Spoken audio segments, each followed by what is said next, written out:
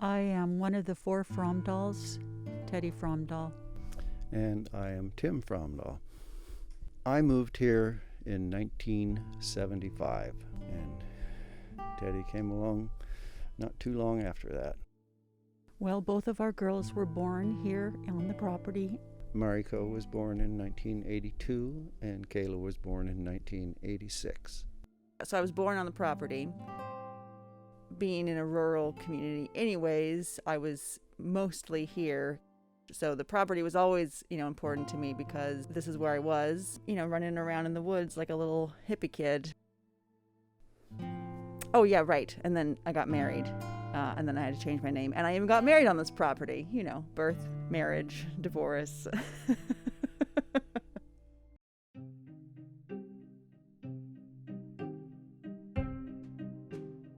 I'll start with the day before, which was Labor Day. At the time, I was chefing in a little food truck in Greenpoint in Brooklyn. And I got a text from my father, I believe the day before or 2 days before the fire happened, where he was down at the creek and sent me a little video of the beautiful, foliage and such. Said, wish you were here or something. And I neglected to respond to that text just because I was busy and doing my own, thing. And then it was also Labor Day weekend. A couple days later, I realized I hadn't responded to the text. So I said, oh my gosh, I'm so sorry. That looks beautiful. Wish I was there too. And his response, because this was the day that the fire, because this was around, I guess, 2 or 3 p.m. New York time that I responded finally. And he said, well, that was different. This is now. And he sent me a picture of the red, skyline above the trees.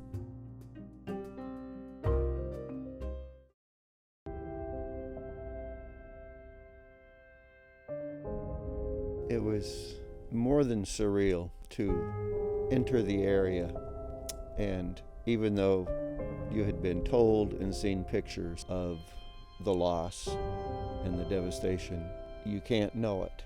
Till you plant your feet on the property and feel it, you don't know. And almost to a person, everybody who comes cries. It's just so overwhelming to see what has happened. But almost immediately, in amongst all the emotions of what is lost and what will never be again, you would find some tiny memento,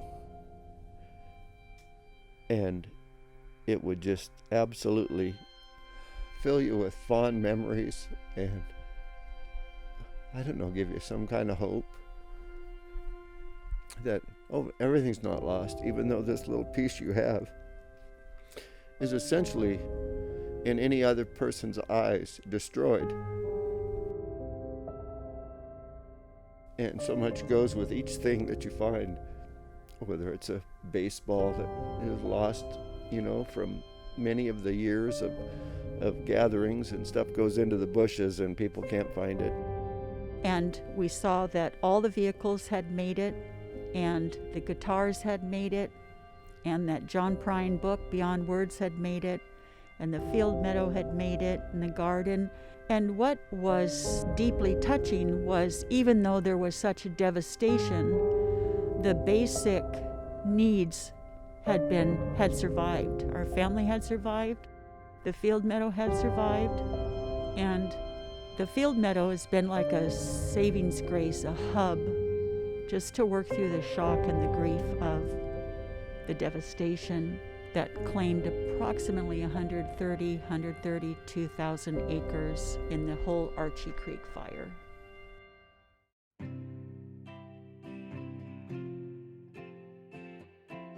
Aesthetically, it was gorgeous. It was very green. It was actually quite dark because the trees were so big, so there wasn't a lot of light let in. Lots of undergrowth. And then, of course, we have our little field area that was, the sort of escape to the sun down by the creek. It's the greenest, most, fertile spot that that somehow magically survived the fire. And so somehow the garden that we have, I think there are maybe 2 blueberry bushes that have been scorched, but everything else was still there. The wisteria even bloomed again right after the fire. So it was blooming in October. And then there's a little orchard area that has walnut trees and pear trees and things. The pear also bloomed again after the fire. Nature. After we cleared it years ago, we started using it for, like community, hangout time with the neighbors and such. Started many years ago, an annual play day in the meadow, and established, a small baseball field down there that we would have many friends, and sometimes they would bring their other friends and have this wonderful gathering. And because of these various friendships, then there was an international component that began. Some friends of ours were the sponsors or the hosts of a Japanese student exchange. There'd be up to like 100, over 100, and they just had such a blast. And so when the fire had occurred and they had heard about that, there was a lot of sadness that came from these students in Japan.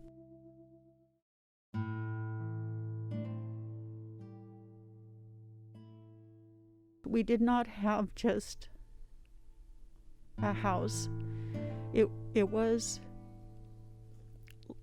a layered sanctuary of so many love sharings. I'm hoping and praying that one day I can have a truly authentic healing with this profound grief of loss that, on the one hand, it has been a blessing of a learning because it has helped me understand the profound depths of what loss really is. You don't get to go back to where you were. You don't get to rebuild in that sense. You are rebuilding something that's all new, other than the energy and we still live on the end of a dead-end road that has 2 creeks and a meadow that survived. And, there are a few animals that wander around. There's an elk, there's a bear, the cougar has been around, so we can do it. We can move forward, and life will be new.